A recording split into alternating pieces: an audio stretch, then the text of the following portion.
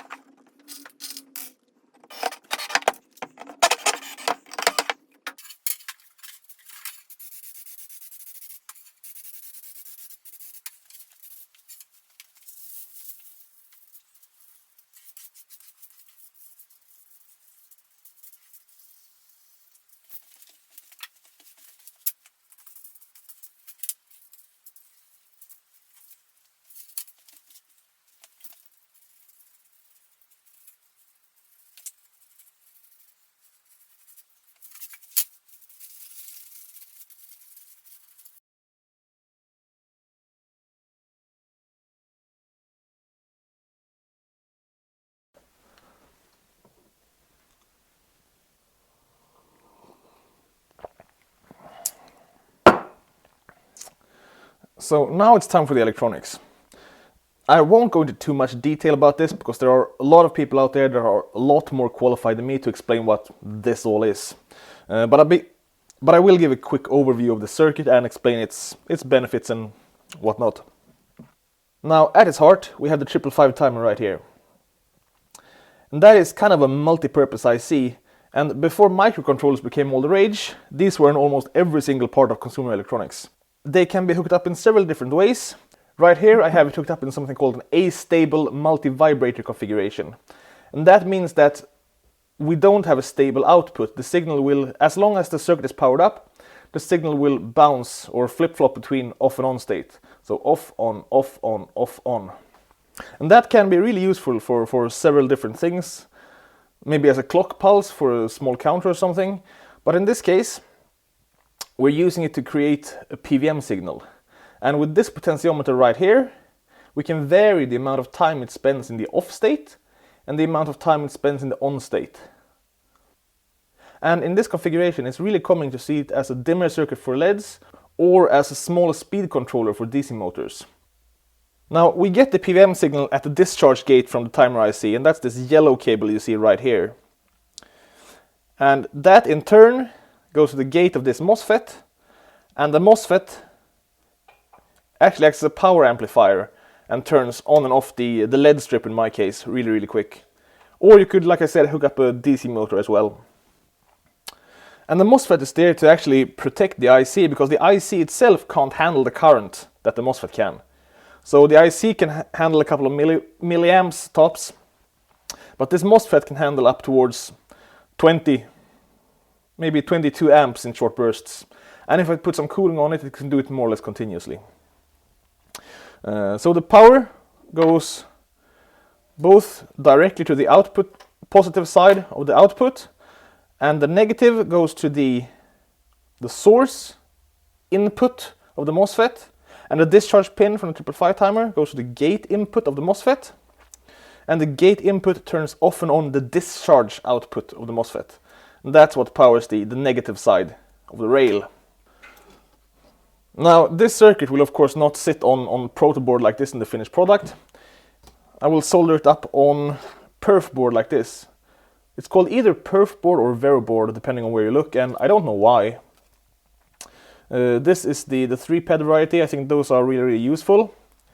And this small board will sit inside this small electronic box. I mean, you can pick these up for, well, cents basically at any electronic store. Or I guess now on eBay. So let's get soldering. Okay, so just a quick demonstration before I tear this all apart and start populating the strip board. I've hooked up the LED strip and I'm going to show you the dimmer circuit in action.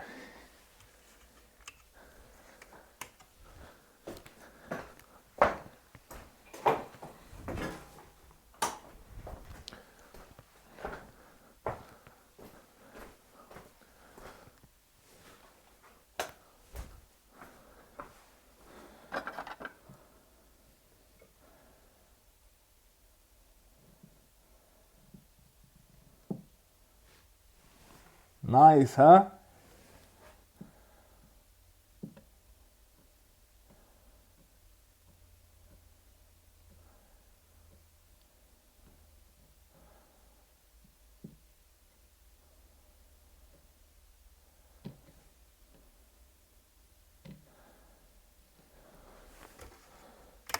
So, let's start soldering.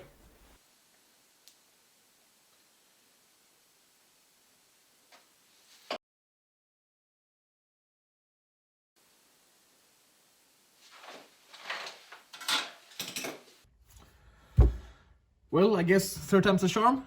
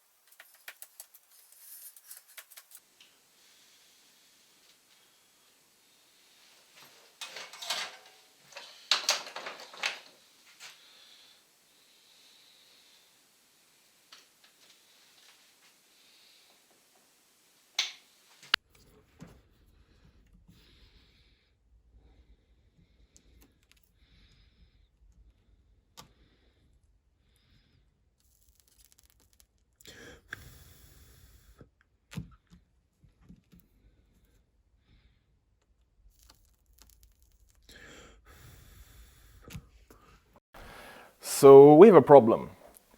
I don't know how well this is going to show on video, but we have a problem. I don't know how well this is going to show up on video, but this side is noticeably dimmer than the other side.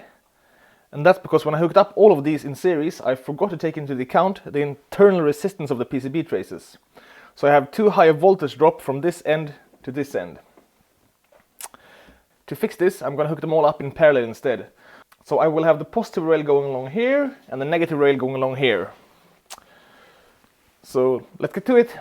And there we go. Now I've resoldered all the connections and fixed the issue with the one side of the LED panel dimming more than the other one.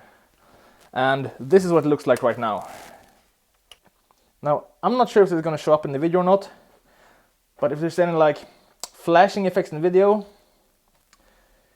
that's from the camera shutter speed syncing with the PWM of the LEDs.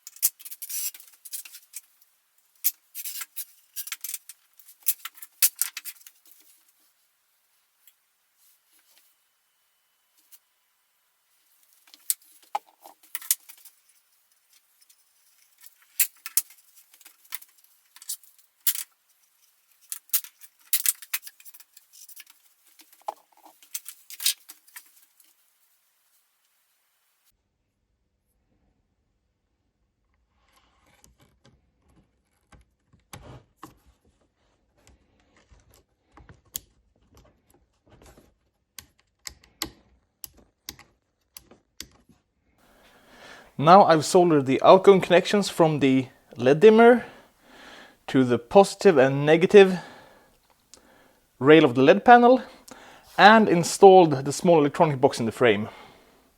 Unfortunately I didn't get any video of it because I messed up, but there's only one screw right through the box into the frame.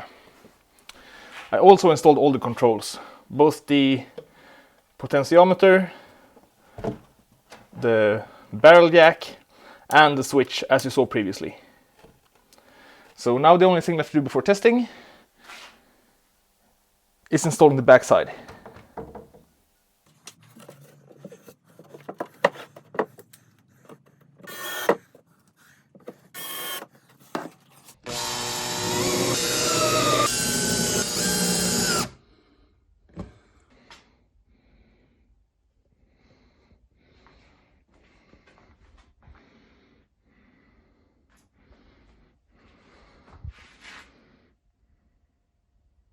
So here I'm showing you a typical example of how to use the softbox. And I just want to point out that the LEDs show through the fabric a lot more on the screen than in real life. Anyway, so this is just a simple comparison with a single light source from the softbox. And here we have a single light source from the same place as the softbox, but in this case it's a LED work light instead.